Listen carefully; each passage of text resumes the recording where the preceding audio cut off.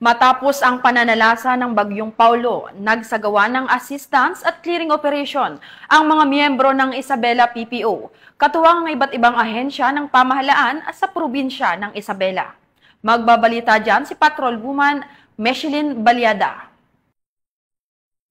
Sa patuloy na pananalasa ng Bagyong Paulo noong ika-3 ng Oktubre taong kasalukuyan, nagsagawa ng monitoring at assistance operation ang mga tauhan ng Isabela Police Provincial Office, katuwang ang mga local government units sa pamamagitan ng kani-kanilang Municipal Disaster Risk Reduction and Management Offices at Department of Social Welfare and Development upang tiyakin ang kaligtasan at kapakanan ng mga evacuees sa buong lalawigan.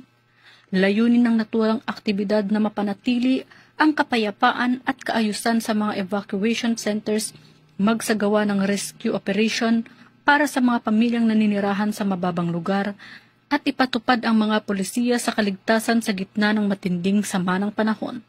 Sa kabilang banda, tiniyak din ang kaligtasan ng publiko kung kaya't nagsagawa ng road clearing operation ang mga tauhan ng Isabela Police Provincial Office, katuwang ang MDRRMO, Bureau of Fire Protection Personnel, at mga force multipliers sa iba't ibang bahagi ng lalawigan ng Isabela.